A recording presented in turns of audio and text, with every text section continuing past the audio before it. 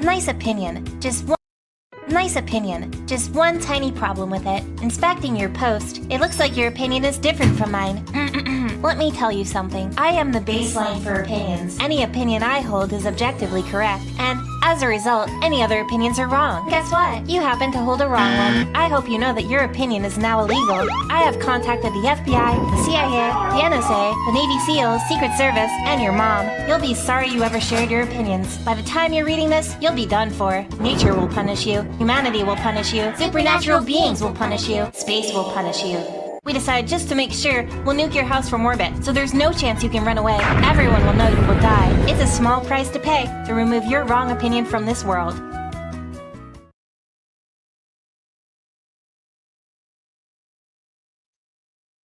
Alrighty. We're gonna react to this for the first 20-ish minutes. 26 minutes of reacting to this, so if you are watching on the rewatch, consider liking the stream, also commenting, or subscribing. And without further ado, we will react to Maiden. They're trying to erase Maiden, and they have no justice yet. So, oh, I forgot to put this hashtag in, which I'll do later. Also, this will be in the description of the video, so watch the actual video and give your support.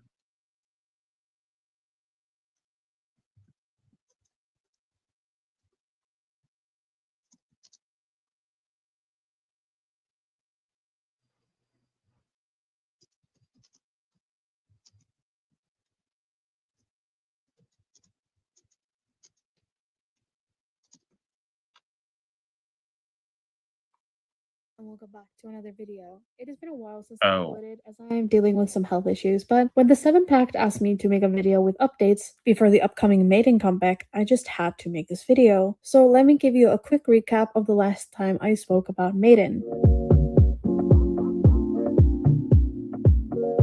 My last video was posted in August of last year. A quick recap is that Maiden had formed the unit Maiden S with the members Mashiro, Miyu, Serena, and Nagomi. 4 of them released Maiden Blue. Along with this, members Suhye have been missing from not only group schedules but also social media. Same then happened with Yeso soon after Suhye, and since then, in my opinion, 143 Entertainment has been working overtime to erase them from the group. The same thing they had done with Gaon. I highly recommend watching my other videos if you have no clue about what I'm talking about, but let's get to the updates.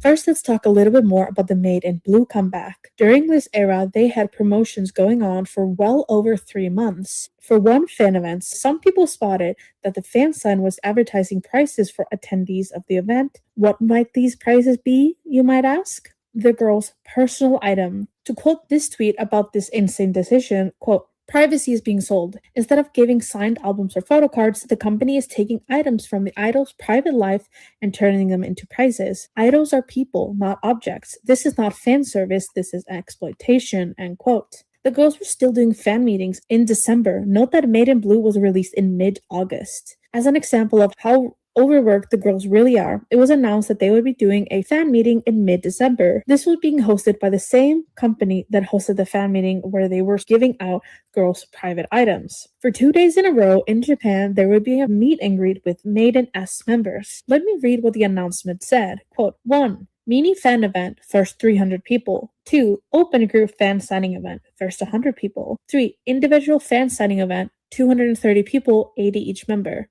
4. Individual group session, first 200 people, 50 each member. 5. A group photo session, first 50 people. Again, I did predict Japan, the thing about them removing all the crew members for the Japanese members, sadly. End quote. To me, this is a huge amount of people. This was also weird that they were selling off their personal items. It felt like, obviously, exploitation and stuff like that. So, obviously, that was kind of weird too. And they had to do this 2 days in a row. A few days after my video was released, it was announced that Maiden S would be participating at the I6. On August 22nd, Yeso showed up to a cafe for her birthday event. this was the first time we had seen her since May. To quote the Seven Pact, quote, "We are so happy that she's able to enjoy her birthday with fans and to be celebrated the way she deserves. But alongside the joy, there's deep confusion and concern created by 143 Entertainment's silence. Yeso attended her own birthday cafe accompanied only by her mother, with no manager or company staff present. Unlike past years, there's no birthday live, Yeah, the fact that there was little to no security was also concerning. no posts or mentions from the members, only the initial birthday post and the Maybe Japan blog.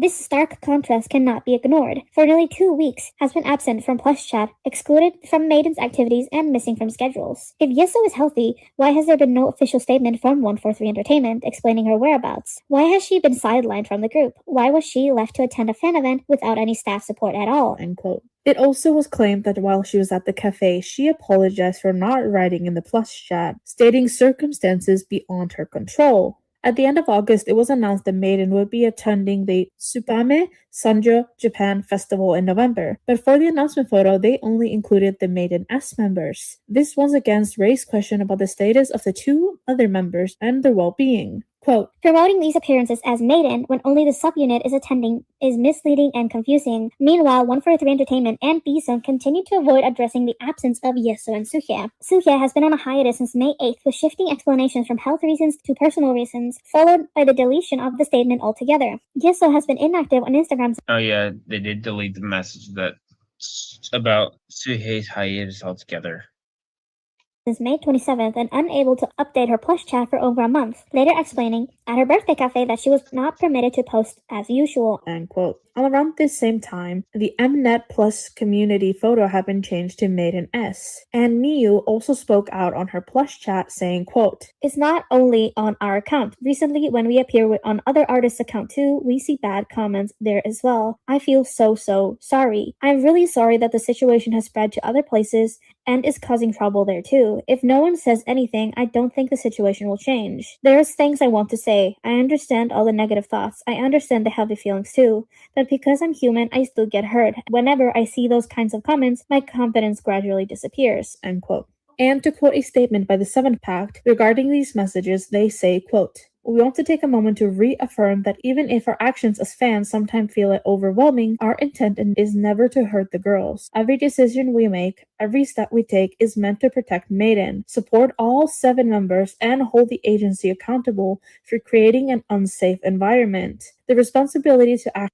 Yes, of course, it's the company and the CEO that has caused this to become an issue to begin with.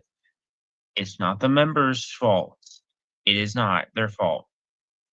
It is strictly 143 Entertainment and Lee Young Hawk's fault that this is even a problem to begin with.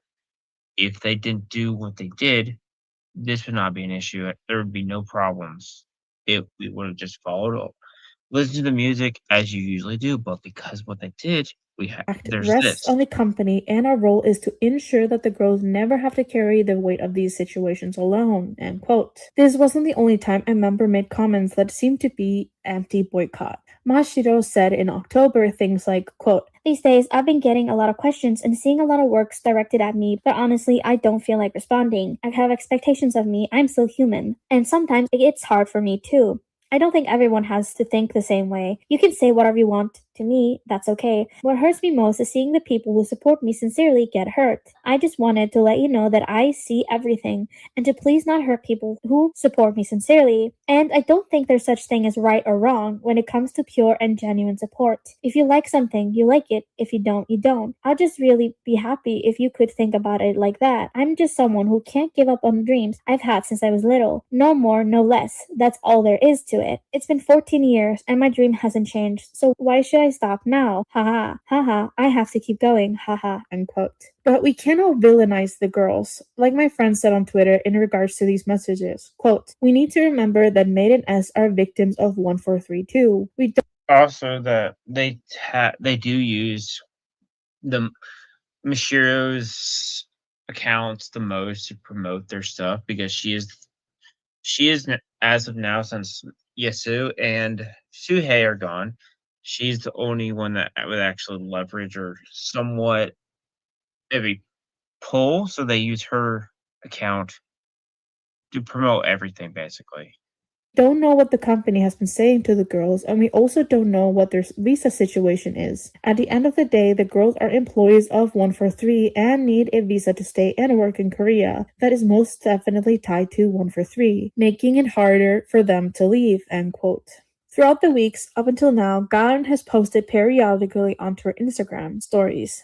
Then, in October, Yeso also began posting. On October 18th and 19th, she shared photos from her life. On the 19th, Yeso also updated her Instagram bio. Her bio had an email to contact her as well as a, quote, open for new projects. I tried to reach out, even though I was sure I wouldn't get a response, and so far I have heard nothing. I do not want to spam her email. On October 24th, the official Maiden account on Instagram suddenly unfollowed Lee Young-hak. However, as of the time I'm writing the script for this video, Miyu still follows Lee Young-hak. The 7th Pact couldn't be absolutely sure when this unfollowing occurred, but on July 20th of 2025, they had still been following him. The 7th Pact follows this update with, quote, despite this change, Lee Young-hak's status within 143 Entertainment remains unconfirmed. The company previously deleted all posts announcing his resignation from their social media platforms. Furthermore, he was credited as an executive producer and oversees business in a 143 artist music video released on July 31st, 2025, end quote. I will also add here that besides Miyu, none of the 7 girls follow each other, with the exception of Miyu, again, as she follows all the girls besides Gaon. The Maiden account still follows all 6 of the girls, so minus Gaon. On November 11th, the 7th Pact hosted a birthday cafe event for Gaon, and she was in attendance. She seemed very happy to be there with fans and posted an Instagram story thanking everyone for celebrating her birthday with a photo of her outside the cafe. Days later, the 7th Pact put out a statement criticizing the fact that although both Soohye and Yeso have been inactive for months, fans could still buy a subscription for their Mnet Plus chat. They said, quote, given that 143 Entertainment has provided no clarification regarding their current status within Maiden, we find it inappropriate that the company may still be profiting from these inactive subscriptions, end quote. The following day, they posted a statement over the concerning amount of work that was being placed on the 4 girls still active in Maiden. Quote, since their debut on August 14th, the members have engaged in continuous activities, first with an intensive period of promotions in Korea lasting over a month, and now with the ongoing series of schedules in Japan. This has gradually become a source of worry as it seems that the rest and recovery has been overlooked. The unending string of fan call events and appearances leaves fans increasingly anxious about the toll this may be taking on the members' physical and mental health. We sincerely urge the company to ensure that Maiden S receives the rest and care they truly deserve. Continuous activity cannot come at the expense of their well-being. We hope the members can find time to breathe, recover, and simply be human, not just performers, end quote. On November 13th, Soohye removed the group's name from her Instagram bio, but Which we were waiting, and when we said that when that happens, then she's basically gone.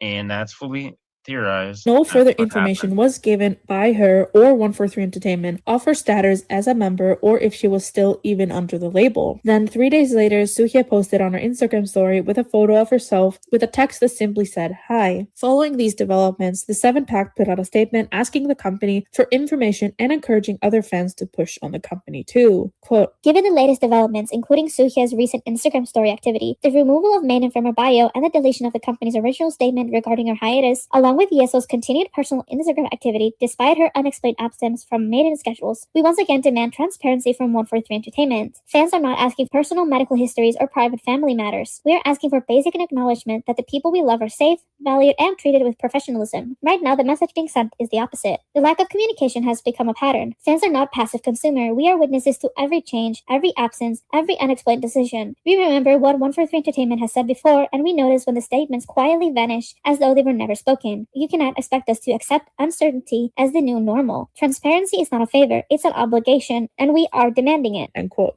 On November 22nd, in a K-Style news article, a photo of the 4 girls, Miyu, Mashiro, Serena, and Nakomi, was titled with the group name Maiden, not Maiden S. This once again, in fans' eyes, showed the 2 Korean members were being erased and the subunit Maiden S was slowly being changed into just Maiden. On December 13th, on Soohye's birthday, she appeared at a birthday cafe event. There was a post made on her birthday on Maiden's social media, but that was most likely an old photo of her as she still had blonde hair in the photos. Then on December 26th, we finally got some information about the status of Yeso and Suhye. Quoting this Naver Entertainment article, it says, quote, as a result of the Hankyuk.com coverage on the 26th, Suhye and Yeso, the Korean members of Maiden, are in last-minute coordination with the company over the withdrawal of the team, end quote. The article did not include much more new information, but soon after the article was released, 143 came out with a statement. There they said, quote, Hello, this is 143 Entertainment. Firstly, we would like to sincerely thank all the fans who support and cherish Maiden. We would like to inform you regarding the future activity of Maiden members Yeso and Suhye. Currently, Yeso and Suhye have suspended their activities as members of Maiden. Accordingly, Maiden will continue activities for the time being as four-member group consisting of Masiro, Miyu, Serena, and Nakumi. We promise to provide full support so that Maiden members promoting as a four-member group can continue forward without wavering. In addition, we are awaiting the result of the investigation related to the former CEO, and while fulfilling our responsibilities accordingly, we will also hold accountable to the very end any related parties who cause significant harm to Maiden. We ask you for continued interest and support for the path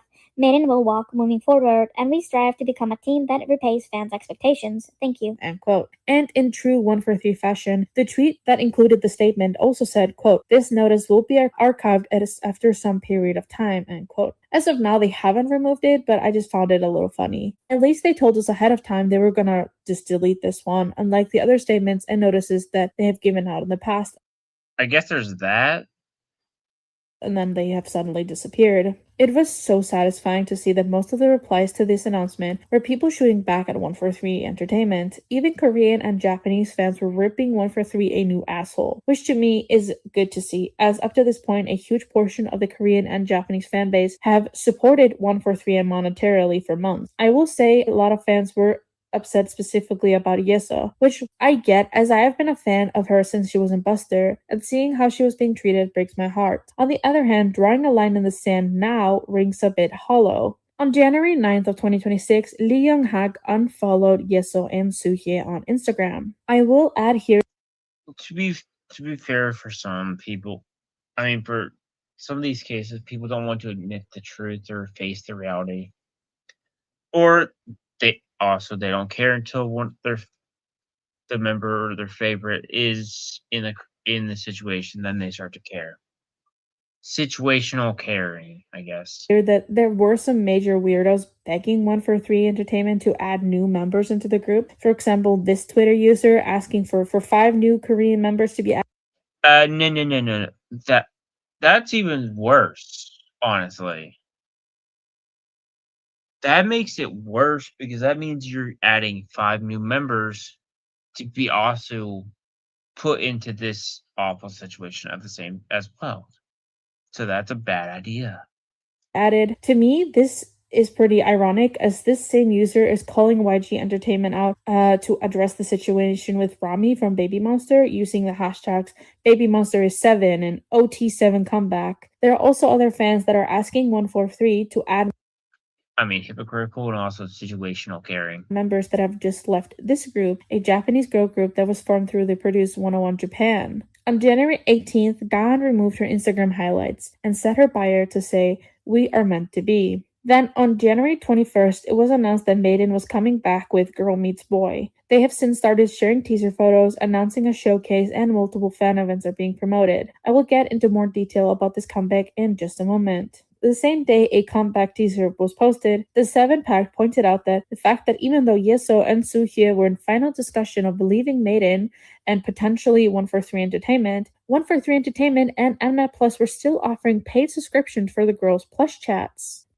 These are profiting off them even if they're not part of the group. Now, let's discuss this upcoming comeback a little bit. Their comeback, Girl Meets Boy, is now, of course, just under Maiden. So I'm very curious if 143 Entertainment will try to combine Maiden and Maiden as a Spotify somehow. The comeback, once again, includes member versions of... I guess what? The comeback has very low chartings, thankfully.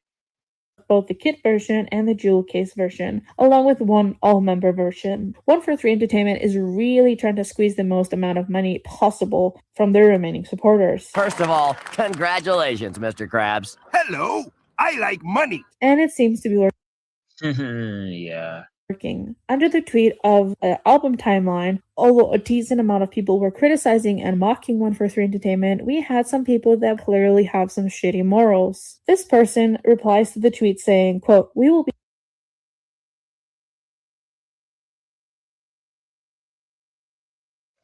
I'll be right back.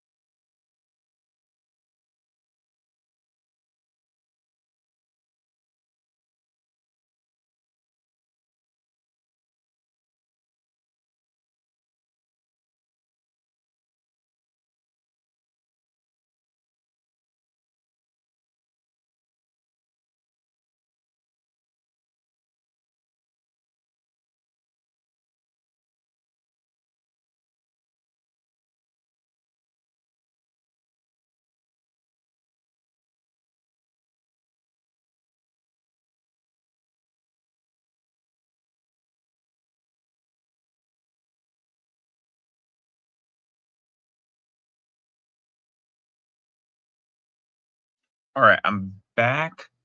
Let's start this again. streaming and buying," end quote. When someone calls them out, they then respond, quote, "I've said it before and I'll say it again. I'm not going to boycott an entire group simply because one, serious, I know, situation I disagree with that. The fact the situation, if it was another situation like not as serious but still kind of messed up, it'd be one thing. But the situation that the thing is it's kind of telling, a little disgusting that he's sport after. So this is a different situation. happened. The other members are not to blame for anything and they continue to strive to I mean, that is true, but they also, I think, want to be free as well. provide worthy work for fans," end quote. This person is clearly delusional because when the same person that had called them out originally for supporting 143 Entertainment said, quote, "That's an awful mentality and the others, trust me, are not happy to work there. Suhia and Yeso leaving completely proves it," end quote. This clown then responds, quote, "How can I be sure the other two left?" End quote. This clown has the mentality of, "Oh, the chef at the restaurant shat in one person's sandwich, but they wouldn't do that to anyone else. Why should I stop supporting the restaurant?" You're a fucking idiot. My point being that But what? You're a fucking idiot.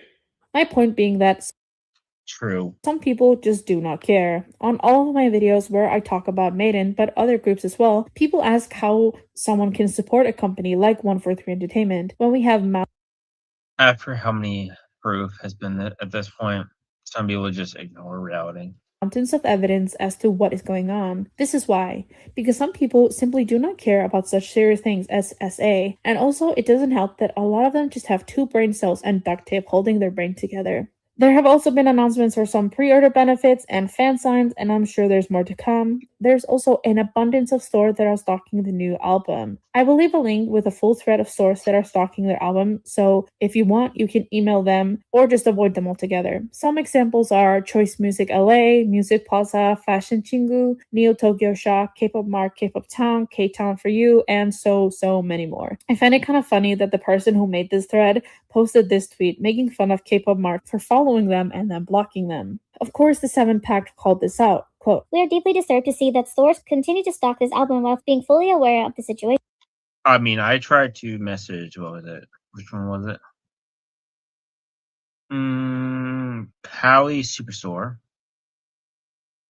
Haven't got a response back. Even choosing to silence and block those who raise concerns. What is happening with Maiden is not a minor controversy or online dispute. It is one of the most serious and troubling cases in the K-pop industry involving an ongoing legal lawsuit over the abuse a young girl endured, with consequences that extended far beyond this release. Continuing to sell and promote this Only because the group isn't as popular as other groups. album while ignoring the reality of this case reflects the willingness to look away from harm for the sake of business. This silence and this indifference speak louder than any statement. end quote. I will leave a link with an email template for stores that are stocking the album so you can send them an email and call them out on this bullshit. Let's quickly also talk about the people behind the songs for this comeback and why they also need to be called out for working with 143 Entertainment. Exy, a member of Cosmic Girls, is credited as a lyricist on one of the songs, and Junji from Only One Of is also credited as a lyricist and composer on the other song on the album. I just want to jump in here to ask people not to attack both Exy and Junji. Although Exy in this instance shared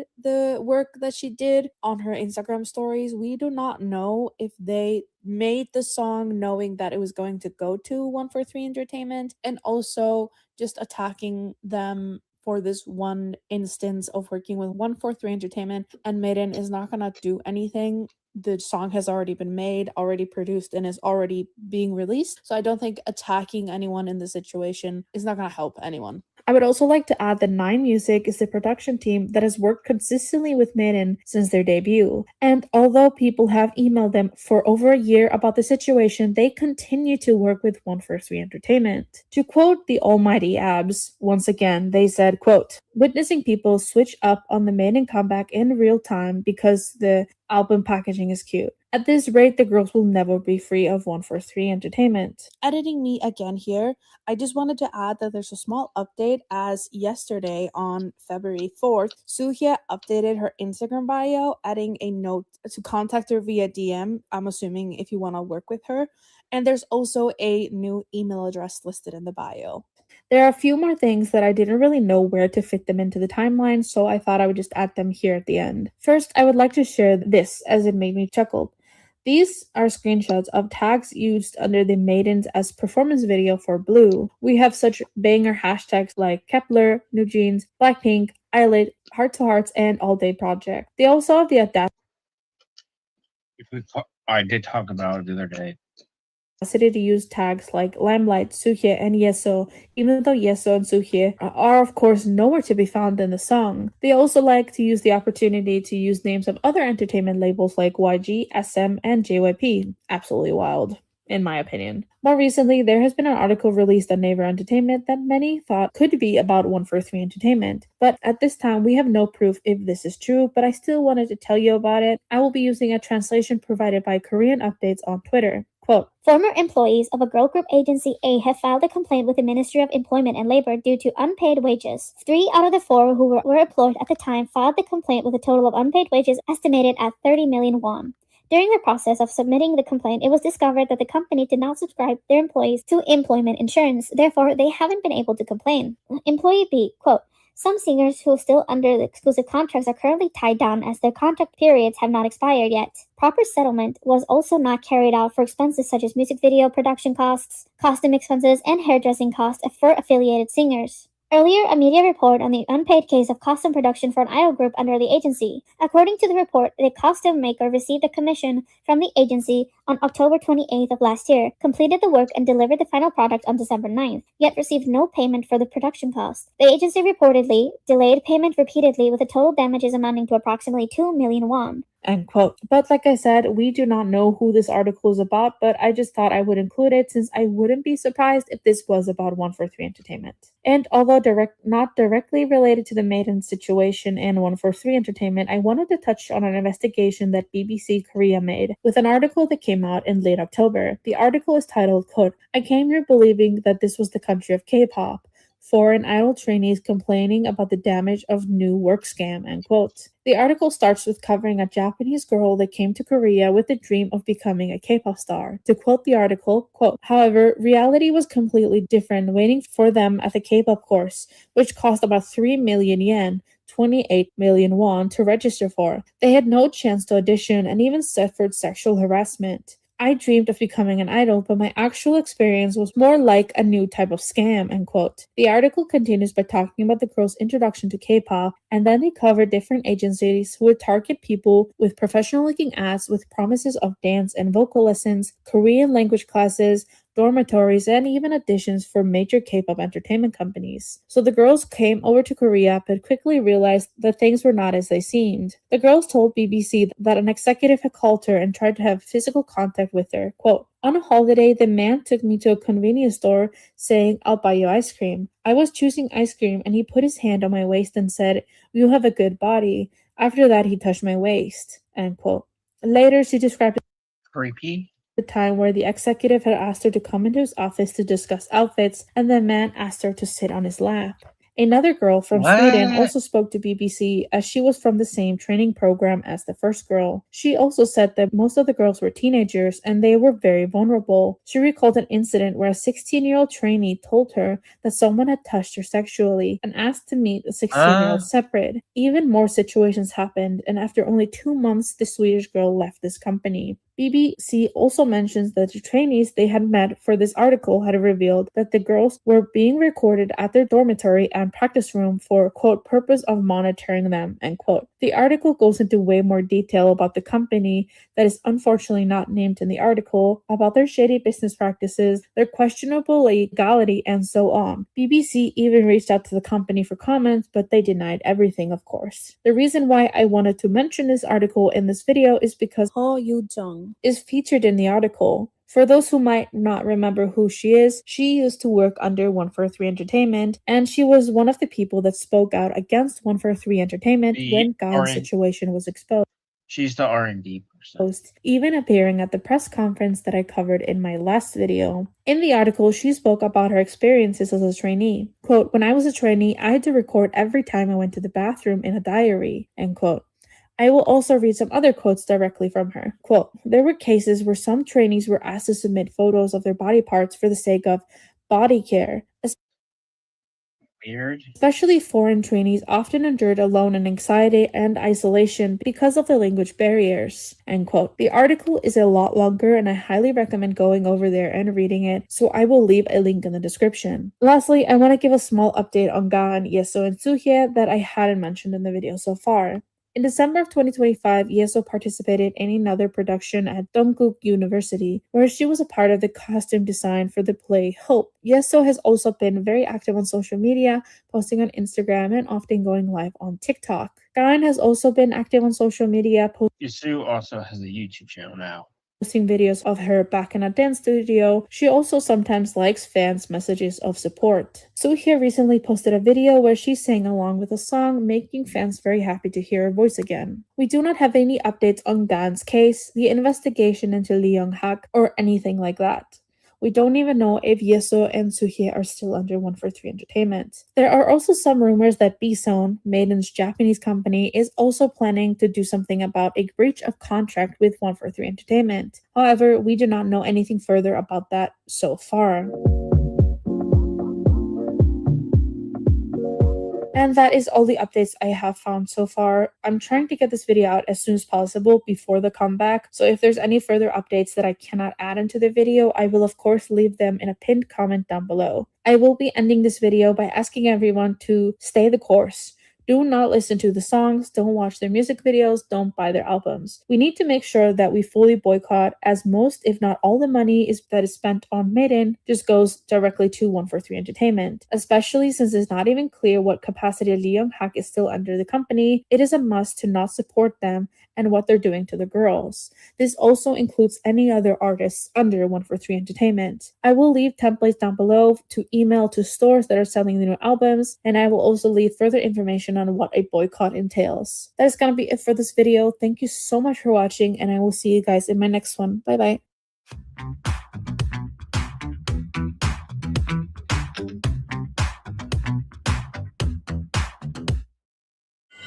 You found? All right, okay. Go share. Yeah, so this video is going to be the description, like every video I react to.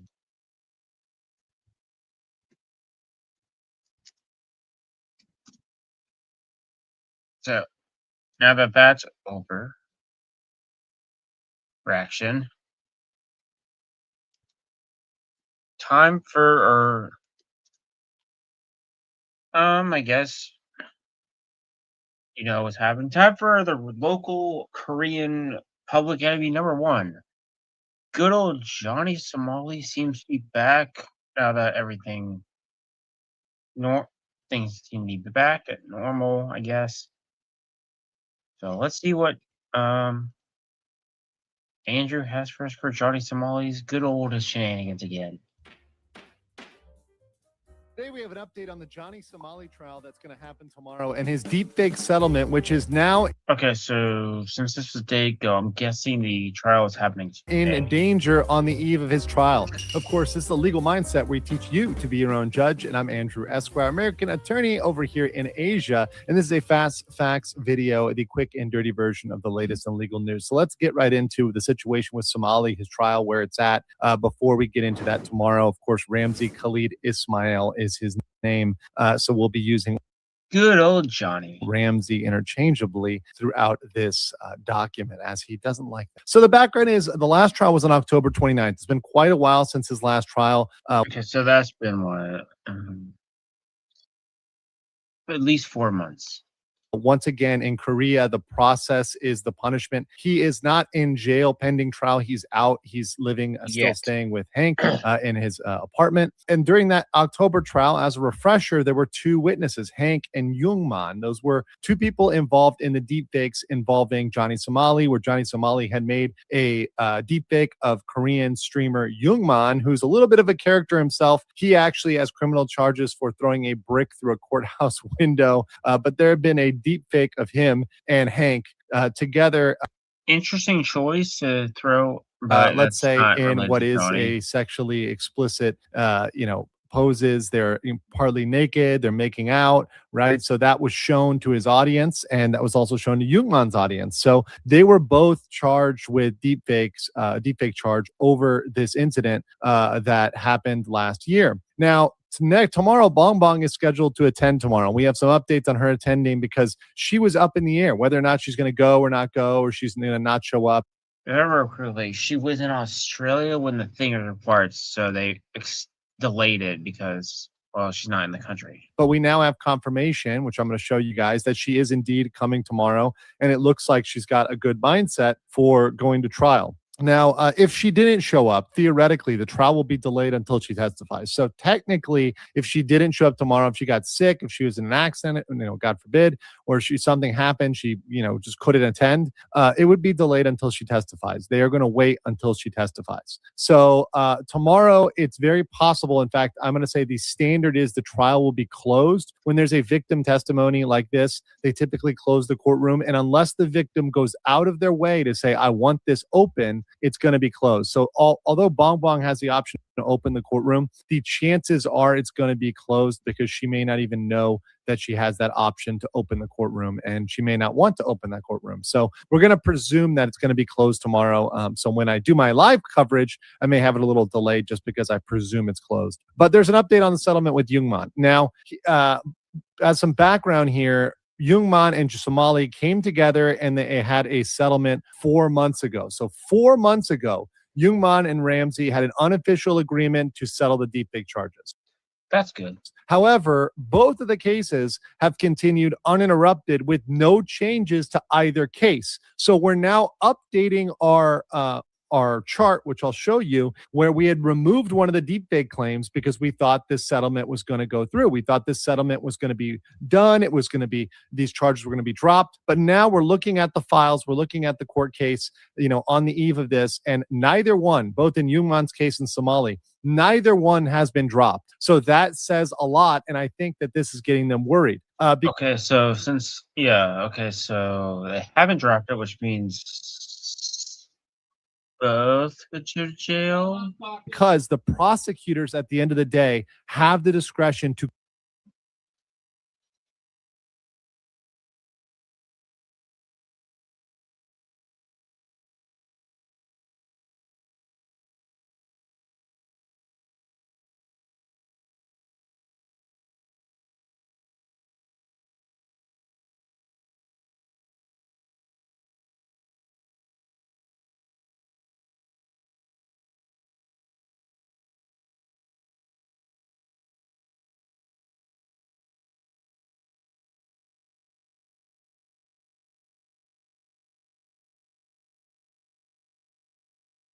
All right, let's keep or drop charges. It's not on the parties. The parties can say, we want to drop this, and that can influence the prosecutor. But the prosecutor can say, nope, actually, we think this is bad. We think this should be discouraged, and we want to keep this there, particularly if they don't like Somali. So this is an indication that I have a feeling they don't. Prosecutors probably are not big fans of Somali, and maybe not big fans of Youngman either, right? For what he did, throwing the brick through the window in combination with the deepfakes. Not a smart idea. So he's got a lot of things. Both of these characters, Youngman and Ramsey, they're perhaps not very well liked by the prosecutors, which is why they're keeping those charges on, which is good because it increases the potential time that we can see him in jail. Which, once again, to be very clear, because a lot of other channels are doing clickbait right now, the maximum is 12 years and 6 months. That is the maximum amount that they are allowable under the law. Right? They cannot go beyond that. It's not 31 years. It's not 40 years. It's not 50. It's not life in prison.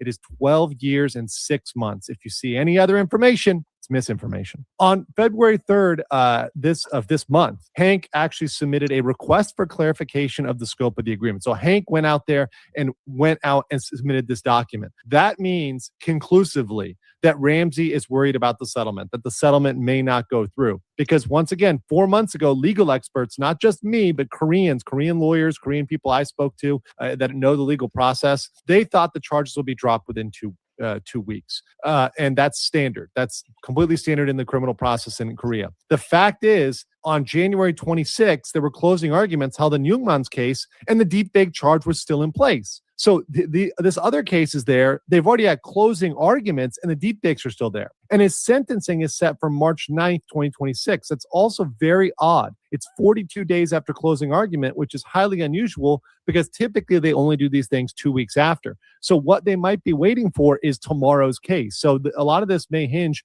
on what is said tomorrow in court and what goes down tomorrow in court as to what they do with these deepfake charges. I think if they feel like the Bong Bong charges are strong enough, maybe they do drop that. If the Bong Bong ones are weak, maybe they keep those around. We'll see. It may be because the prosecutor really wants to hit Johnny with at least one deepfake charge. So they've got two to pick from here, and they want to hit him with that. So because of that, we're going back to our chart. We've removed the strike through. There was a strike through on Youngman. We've removed that. We've now got that back into place. So we have 1, 2, 3, 4, 5, 6, 7, 8 criminal counts here against Johnny Somali, which he's only defending 2 on not guilty. The rest he's pled guilty for, right? The rest he's pled guilty for. And once again, the maximum probably because there was no defense is 12 years right? And then you've got some time for the Minor Offenses Act. So you're not going to get more than that, more than 12 years and maybe 2 months or so, right? You're not going to get more than that. 12 years is the maximum.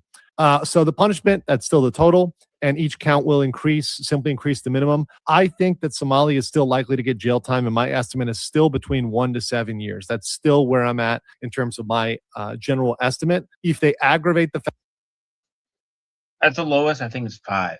factors, it could go up to 10. And if you hit him with both deepfake charges, it could be more. That's very possible. But I think 1 to 7 is the reasonable range, the reasonable guess at this time. So That makes Ramsey's sense. lawyer previously made a lot of bad arguments. And even Johnny today was making some bad arguments about what they're going to do with Bong Bong. I'm going to trial because this is ridiculous. Why don't we talk about how she went on live stream and shared the same thing? Is Korea a racist country? Is Korea a sexist country? Wayfair's President's Day clearance doesn't is make on. sense. You're Right a now guy. through February 16th, get Wayfair's best deals So- since Black Friday. Are you trying to say they hate guys? Is that what you're trying to say? Because that doesn't make sense. Because best believe me, that's going to be brought up. And we have the evidence. That's not really a, I don't even know how to say this. One that's gonna work. That's not a good argument. Of her showing that. So what he's trying to say is, hey, I'm going to try to make this into, if you don't charge Bong Bong, this is going to be very, very bad look for Korea because it's going to look like they're racist or they're sexist, etc. But guess what? That's not going to fly, right? The court has discretion on who to charge. And in this case, when they look at Bong Bong as the victim and they look at Bong Bong as a more sympathetic victim than, let's say, Youngman, right? They may choose not to go forward with that. And they may see Ramsey and his lack of remorse and say, nope, we're not going to go for that. And these other bad arguments that they've been throwing in there are not going to help either. They argued that Johnny couldn't be guilty for a deepfake because there was no intent and it wasn't sexual, which is a horrible argument because making out, kissing, etc., is inherently sexual. And there's an intent because the intent is he published it. That's all that's required under the statute in Korea, according to legal experts I've spoken to. It's not, you don't need to have malicious intent or evil intent. You publish this thing online, that is enough. Johnny asked for an expedited trial. The judge had denied that back in October and said that some foreign defendants can be up there for 6 years. So he's got very little tolerance for Johnny Somali's complaining. And also, they're trying to argue the Lotte World charge even after the guilty plea. So they've already pled guilty to Lotte World and the obstruction of business there, but they're still trying to argue that. So I would expect that that is an argument they might try to bring up yet again tomorrow at the case. Now, let's compare the difference between Youngman and Most likely we'll try that. Somali. Youngman, who is Korean, has submitted 7 apologies in his case. And remember, he's still got that same deepfake charge. 7 apologies. Somali has not submitted a single apology letter. He has not apologized at all so far. That is a big deal in the Korean court system, and that is massive for the adjudication of this case. And the fact that his deepfake charge has not been Because we know he's not actually sorry. dropped really gives us a chance that they could be hit with both of them. Now, Bong Bong's performance on the stand is going to be critical, that she hangs in there and she tells the truth. But we now have some information saying that she's going to come. So this is from her Discord where she says, wow, it's tomorrow, right? She said this today, yesterday. Johnny Somali court, Bongi, you decide it's your life. Johnny needs to suffer harsh consequences. And then she goes, I will just say the truth and do it for Korea. So she's got that in there. And it seems like she's in the frame of mind where That's how she should go about it. Because Johnny does need to be punished for this and tell the truth. And also representing that Korea isn't going to be flimsy on rules anyway. she's going to have a positive outlook on this. She's going to tell the truth. That's all she can. That's all she has to do. She will be cross-examined by Johnny's lawyer. Now we'll try to get the best of what happened, through the ways that we can try to get the information that happened. But like I said, it may be a closed court case where we may not be able to get in tomorrow. So we'll do the best to get the updates to you as they come out. It's going to happen at 3:40 p.m. in Korean Standard Time. So we'll probably have our coverage coming out a little bit after that. So I want to know what you guys think and what you think about Johnny Somali, the case, and everything else that's going down in Korea. And I'll catch you on the next. So that's at 1 o'clock in the morning for EST people. All right, okay, I'm going to copy this and put it in the description.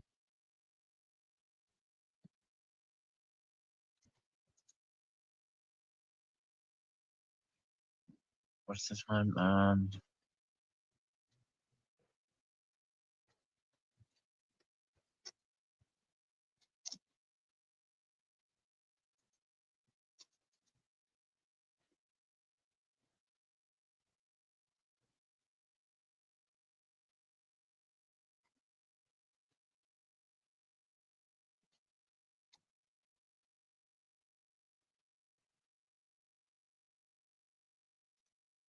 All right, okay.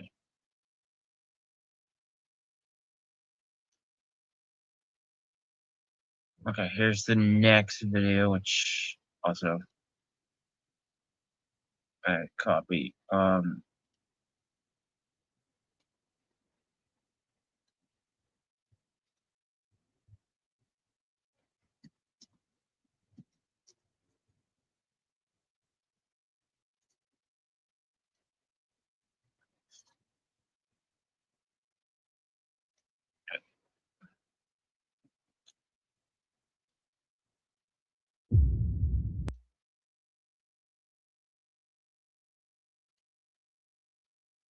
All right. So there we go.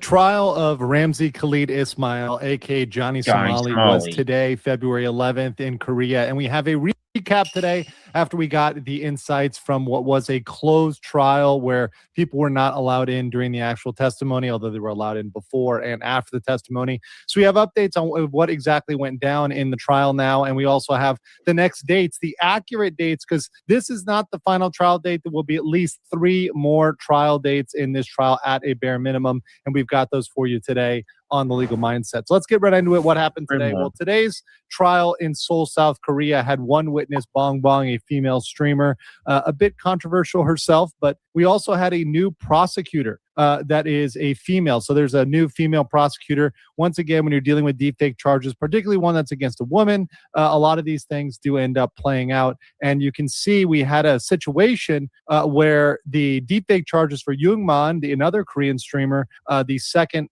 charge of deepfakes, haven't been dropped yet. And perhaps it's because this prosecutor is not very friendly to the case of Johnny Somali. So we're going to look at that today as well. The trial date was set for a hearing on the Youngman deepfakes. We have that. It's coming up in February. So we're having 2 February trials. And then we've got a discussion of the closing argument timing as well. So once again, we still have 8 charges in this case. The first deepfake count against Youngman, they had a settlement agreement between Youngman and Somali. But once again, it's up to prosecutors whether to bring that or to drop that. So that's still on there. And with today's testimony was asked that second count with Bong Bong, where they showed a picture of her making out with, kissing Johnny Somali, and Johnny Somali also stating, hey, this is my Korean girlfriend. Let me show you my girlfriend. Bong Bong IRL, this is my girlfriend. I have a Korean sure.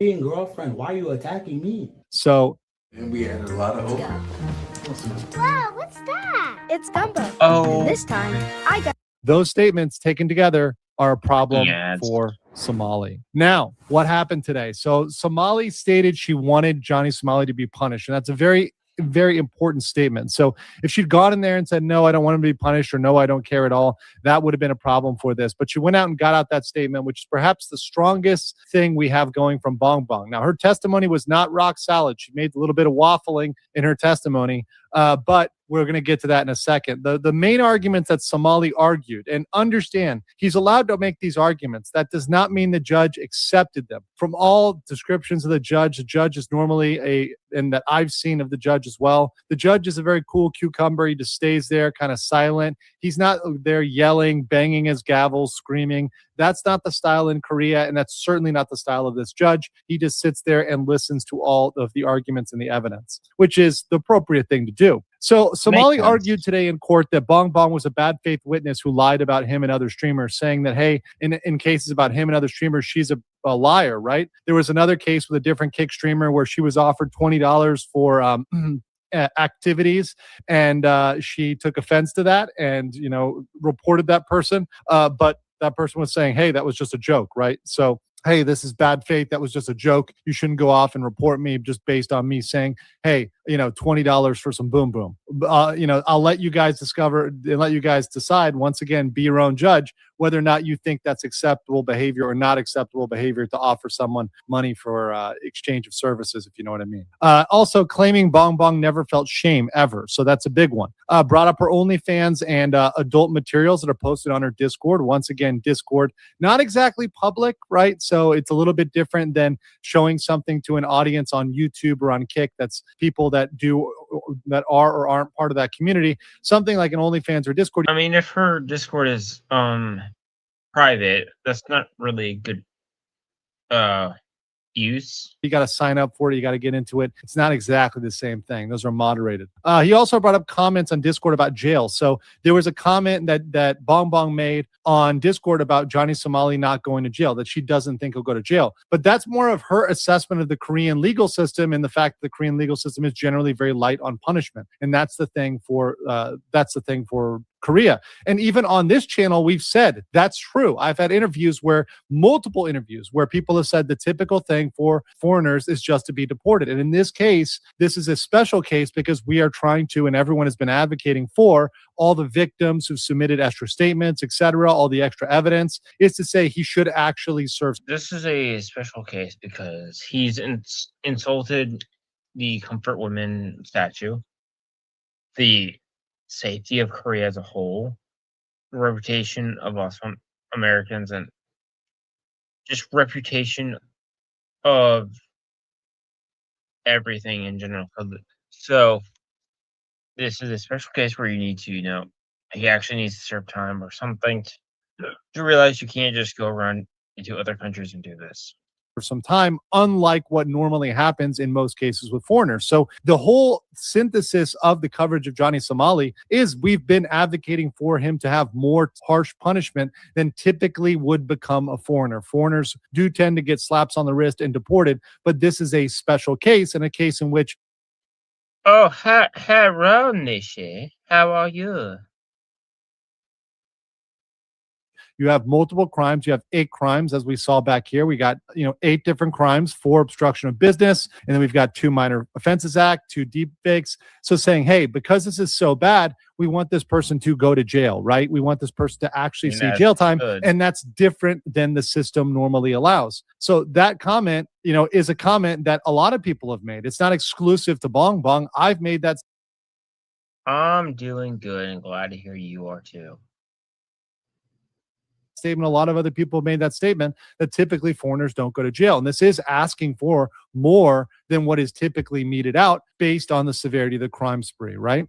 So Bong Bong did waffle. So we're going to be honest here. We're not going to say Bong Bong's golden. Bong Bong did waffle about feeling shame. Her testimony wasn't the best. She did say, it's not like I never felt humiliation. So she did make that comment. She said other women would feel shame, but she rarely does. So meaning she's a person when she's out there doing her things, OnlyFans, Discord, whatever she's doing, she doesn't really feel shame in general, right? But she says right here, this is a quote in court that she made. When I'm on camera, I rarely feel shame, but in private, I do have shame. So it's not like she never, ever, ever has shame. It's just she's a person that, displays it differently than other people. So that's something that is kind of an element that they're trying to attack and say that she never felt shame, but that's not necessarily dispositive here. That doesn't mean that she's going to definitely lose that charge, or that charge is going to be dismissed based on just that. But that is an argument that they're trying to make to defeat that deepfake charge, or at least weaken that deepfake charge. However, one of the most damning things that Bong Bong said was that all of the hate that was directed towards her, all of the Koreans that lashed out at her, everybody that reacted to her, that did indeed cause her shame, and that did indeed justify the punishment that he was facing under the statute. And because of that statement, that she did want Johnny Somali to be punished, and because of all the backlash she received from everyone. I mean, he should be punished.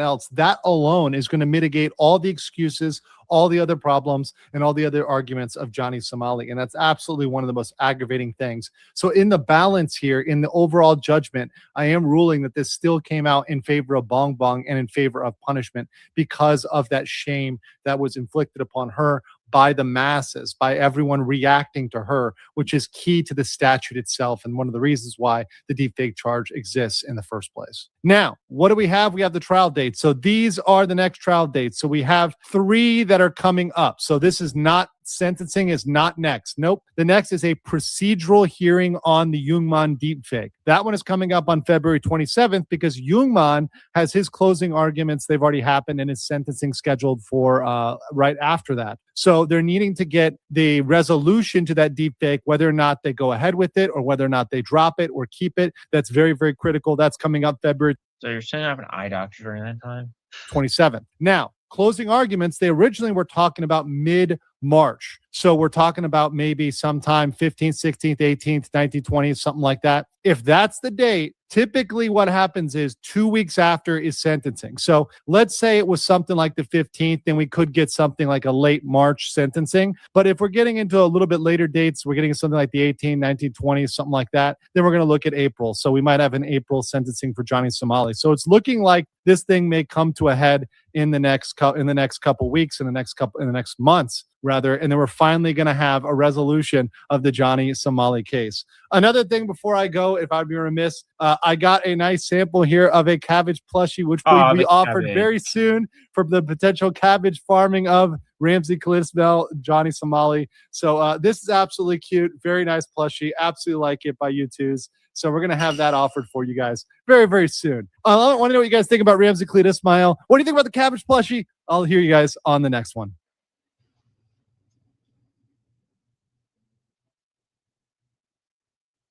Hun, take airborne. It'll help All fill right. those holes your immune system may have. Holes. All right, that's the end of the stream, which again, hopefully, he goes to cabbage farms. That's all I say. All right.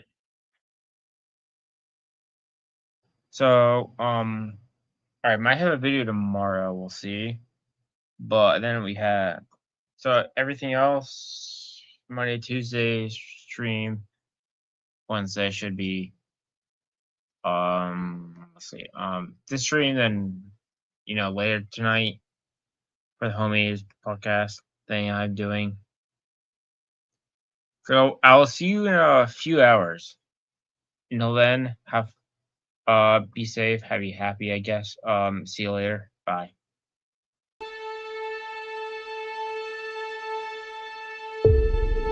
Welcome to the Blizzard Arena. And the quest for a champion begins today. The anticipation has been building, and it is finally time. We are live. Are you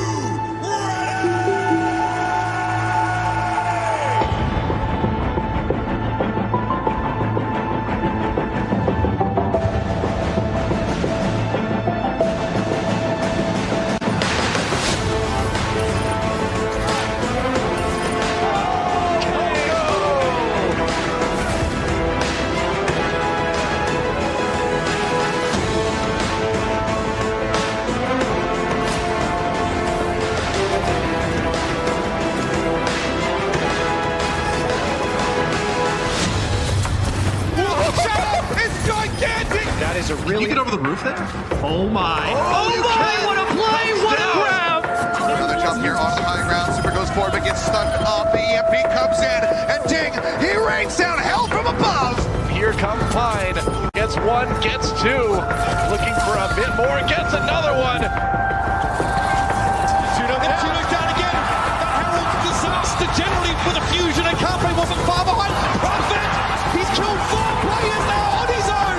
Vancouver locks him in the sound barrier. Sound the bomb coming from John. Oh my God! He does it again. Flutter now moving onto the Widowmaker, taking the clutch into his own hands. The headshot and the headshot and the headshot.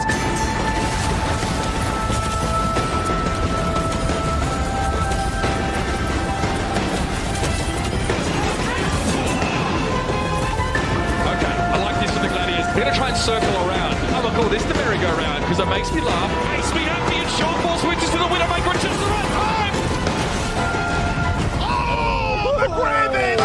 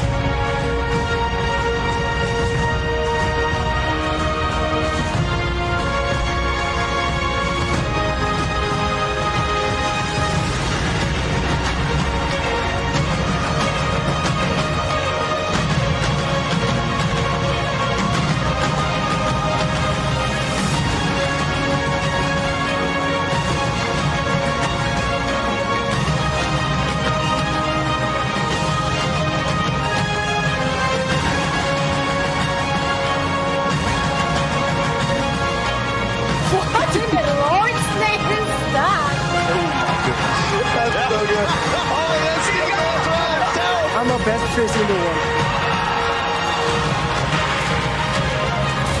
Oh my word!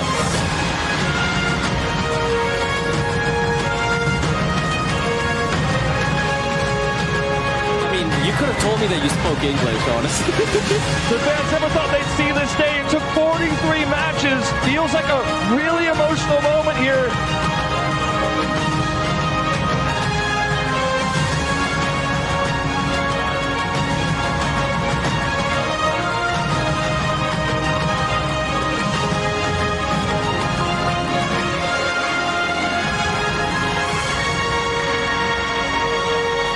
Sorry.